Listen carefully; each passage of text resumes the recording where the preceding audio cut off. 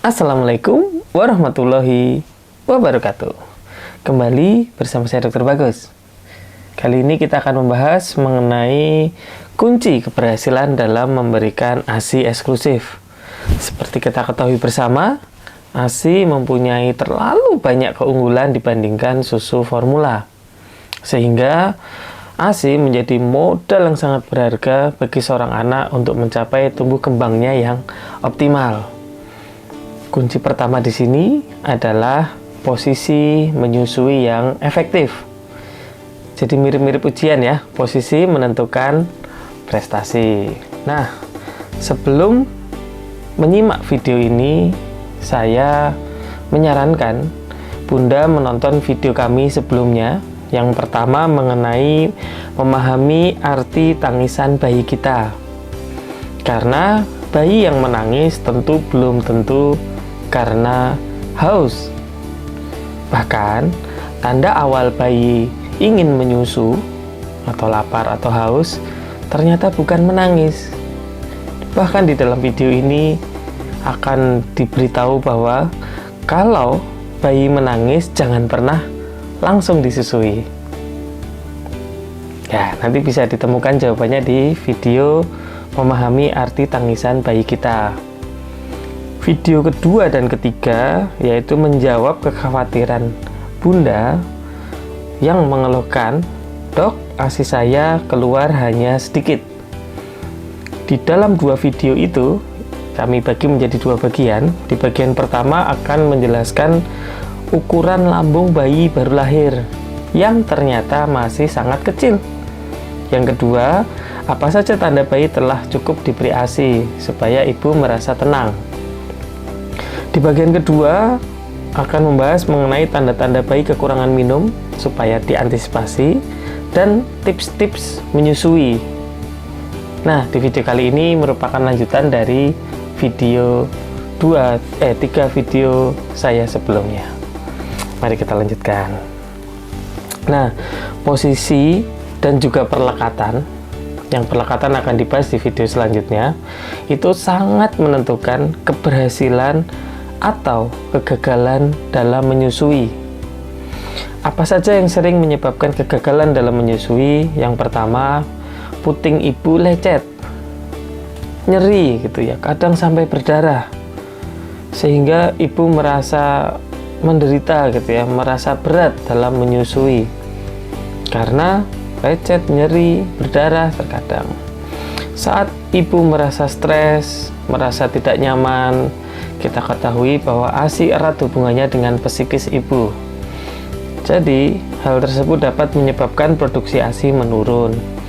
Bila produksi ASI menurun, ya bayinya tentu tidak senang gitu ya, karena ASINya kurang. Bayi juga malas menyusu gitu karena posisinya kurang pas, perlekatannya kurang baik. Nah, agar berhasil menyusui, maka dengan posisi dan perlekatan yang efektif dan baik, ibu akan merasa nyaman, putingnya tidak lecet, rasa nyerinya tidak ada atau minimal sekali. Dan dengan posisi perlekatan yang efektif, ASI dapat keluar dengan efektif dan payudara dapat dikosongkan dengan efektif. Ini sangat berpengaruh dengan meningkatnya produksi ASI. Dan bayi juga akan nyaman menyusu dengan baik, dapat menyusu sampai kenyang. Kira-kira ini gambarannya ya. Mari kita lanjutkan. Di kunci pertama keberhasilan ASI eksklusif yaitu posisi menyusui yang efektif. Kali ini saya nggak sendiri ya, saya dibantu oleh adik bayi. Dan mohon maaf ini peraga payudara ibu. Tuh, mari kita lanjutkan. Ya, langkah menyusui yang benar sebelum menyusui, maka harus cuci tangan dulu dengan baik dan benar. Lalu dilanjutkan dengan memerah sedikit ASI.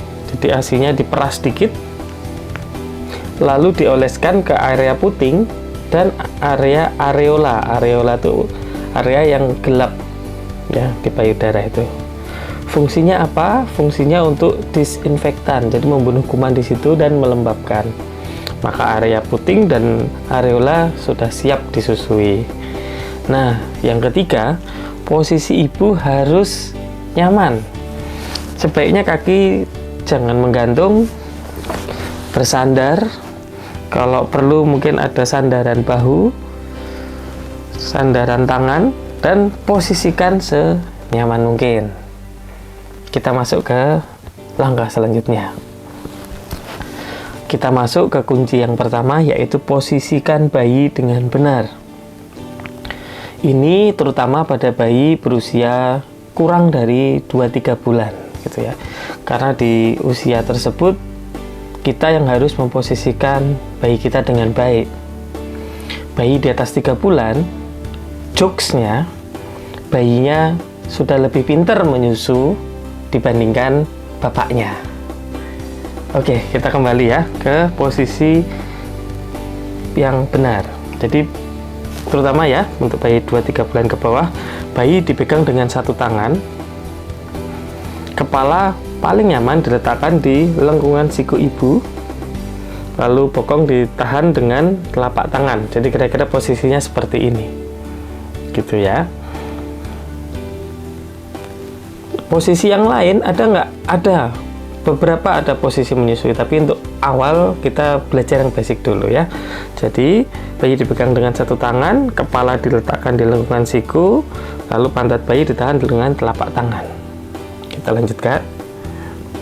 Nah, lalu perut menempel ke tubuh ibu, perut ketemu perut, dada ketemu dada gitu ya. Dan posisikan mulut bayi berada di depan puting ibu gitu ya, perut ketemu perut, dada ketemu dada. Kita lanjutkan. Nah, lengan yang bawah itu sebaiknya merangkul ibu gitu ya. Jangan sampai tangan yang bawah ada di antara ibu dan badan bayi, jadi jangan di tengah-tengah gitu ya, tapi di rangkul ibunya. Tangan yang atas boleh diletakkan di atas dada ibu, boleh dipegang. Intinya juga sama ya, jangan di antara tubuh ibu dan bayi, jangan di tengah-tengahnya, itu nanti menyebabkan ada jarak. Kita lanjutkan. Telinga dan lengan satu garis lurus, telinga dan lengan satu garis lurus, dan kepala dan badan bayi satu garis lurus. Jadi posisinya betul-betul miring gitu ya. Mulut menghadap payudara, semua ditopang tubuh bayi, dan bayi tegak lurus.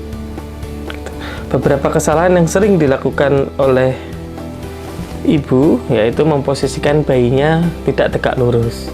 Contohnya, diposisikan bayinya terlentang, lalu bayinya akan menoleh. Tentu ya, posisi yang sering saya dapatkan seperti ini. Apa masalah di posisi ini? Yang pertama adalah bayi menoleh gitu. Mungkin kalau menyusu 15 menit ya menolehnya 15 menit. Ibu bisa mencoba 15 menit dalam posisi seperti ini. Gimana kira-kira lehernya? Pasti tidak nyaman ya. Yang kedua, dengan posisi seperti ini, maka ibu dan bayi berada di posisi yang jauh, ada jarak, tidak akan dapat melekat dengan efektif. Apa itu melekat dengan efektif? Melekat dengan efektif, insya Allah akan kita lanjutkan di video selanjutnya. Kunci keberhasilan ASI eksklusif yang kedua, yaitu perlekatan yang efektif. Mudah-mudahan video ini bermanfaat. Wassalamualaikum warahmatullahi wabarakatuh.